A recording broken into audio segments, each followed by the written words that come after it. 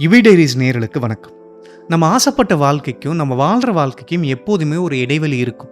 அந்த இடைவெளி சின்னதா இருந்துட்டா பரவால்ல. ஆனா, அந்த இடைவெளி ரொம்ப பெருசா இருந்துச்சுன்னா, அதே பெரிய பிரச்சனையாவும் இருக்கும்.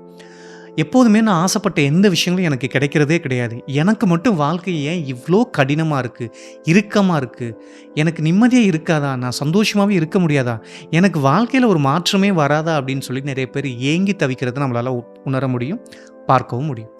ஏன் இந்த பிரச்சனை அப்படின்னா, நம்மளுடைய வாழ்க்கை நம்மளுடைய எண்ணங்களால தீர்மானிக்கப்படுது. நம்மளுடைய எண்ணங்கள் நம்ம வாழக்கூடிய சூழ்நிலைகள உருவாக்குது.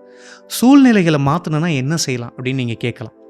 நம்மளுடைய மகிழ்ச்சியோ, நம்மளுடைய ஆரோக்கியமோ, நம்மளுடைய வளர்ச்சியோ, நம்மள சுத்தி இருக்கவங்களால தீர்மானிக்கப்படுது. அதுல அவங்களுடைய தாக்கம் ரொம்ப அதிகமாவே இருக்கு.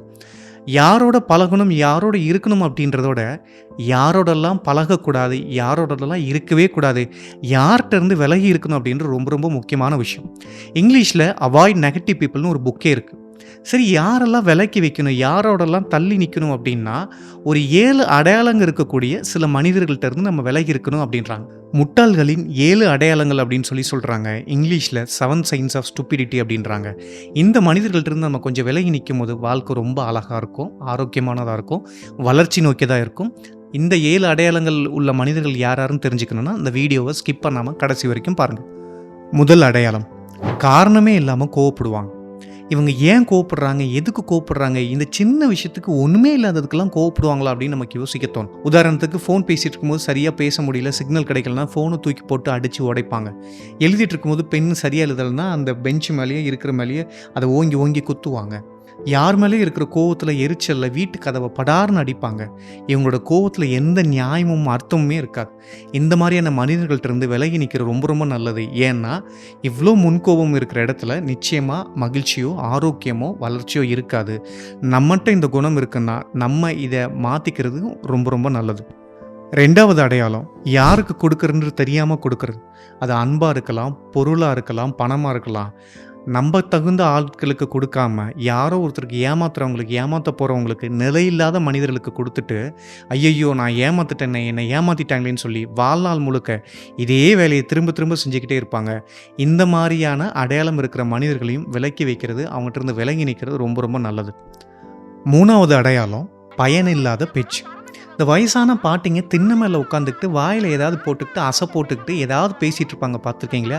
அந்த மாதிரி தான் இதுவும். சில பேரை நம்ம பார்த்துருப்போம், உணர்ந்திருப்போம்.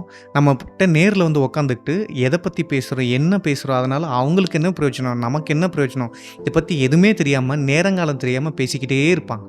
இந்த மாதிரியான மனிதர்களை தவிர்க்கும் பொழுது நம்மளுடைய நேரம் மிச்சமாகும். 4வது அடையாளம், அந்நியர்களை நம்புதல். ஒரு சிலர் பார்த்தீங்கன்னா, புதுசாக ஒருத்தர் வந்து யாராவது ஏதாவது சொன்னால் உடனே அதை அப்படியே நம்பிடுவாங்க. அதில் என்ன இருக்குது, அவங்க சொல்கிறது உண்மையா, இதெல்லாம் யோசிக்கவே மாட்டாங்க. இதை எலெக்ஷன் நேரங்களில் நம்ம பார்க்க முடியும். யாராவது வந்து நான் உனக்கு இது செஞ்சு தரேன், அது செஞ்சு தரேன்னு சொல்லி காசு கொடுத்தா உடனே நம்பிட்டு விலை மதிக்க முடியாத அவங்களுடைய பொன்னான வாக்குகளை அவங்களுக்கு கொடுத்துருவாங்க.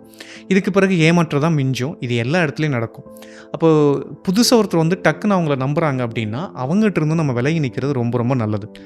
காரணம் என்னன்னா, புதுசாக வரவங்கள பார்த்து நம்பி ஏற்கனவே இருக்கிற நம்மள உண்மையாக இருக்கிறவங்கள அவங்க டக்குன்னு தூக்கி எறிஞ்சிட்டு போயிடுவாங்க. 5வது அடையாளம், யார் நண்பர் யார் பகைவர்னு தெரியாமல் ரகசியங்களை ஈஸியாக ஷேர் பண்ணுவாங்க பார்த்தீங்களா, அவங்ககிட்ட இருந்து விலகியே நிற்கணும்.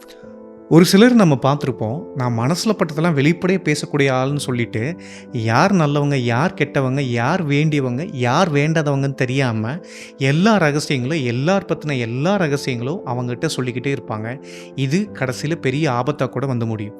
அதனால் இந்த மாதிரியான மனிதர்கள்ட்ட விலகி நிற்கிறது ரொம்ப ரொம்ப நல்லது. காரணம், என்னதான் விரோதிக்கிட்ட விசுவாசமாக இருந்தாலும் அது ஆபத்தில் தான் முடியும். 6வது அடையாளம், சம்மந்தமில்லாததை பற்றி ஆராய்ச்சி பண்ணிக்கிட்டே இருப்பாங்க. நம்மள விவேக்கோட காமெடியில் வரும் இல்லையா, நைட்டு 12 மணிக்கு கால் பண்ணி நீங்கள் வெறும் தாஸா இல்லை லார்டு லபக் தாஸான்னு கேட்பான் இல்லையா, அந்த மாதிரி தான். சம்மந்தமில்லாத விஷயத்தை பற்றி தேடிட்டு இருப்பாங்க, பேசிகிட்டு இருப்பாங்க, அதை பற்றியே ஆராய்ச்சி பண்ணிக்கிட்டே இருப்பாங்க. இந்த மாதிரியான மனிதர்கள்ட்ட இருந்து விலகி நிற்கிறது ரொம்ப ரொம்ப நல்லது. காரணம், இவங்களுக்கு வாழ்க்கையில் லட்சியன்றலாம் எதுவுமே இருக்காது. முடிஞ்சால் மற்றவங்களோட வாழ்க்கையில் ஏதாவது விளையாடிக்கிட்டு இருப்பாங்க, அவங்களுடைய நேரத்தை வீணடிப்பாங்க. கடைசி அடையாளம், முன்னேற்றம் இல்லாத மாறுதல்.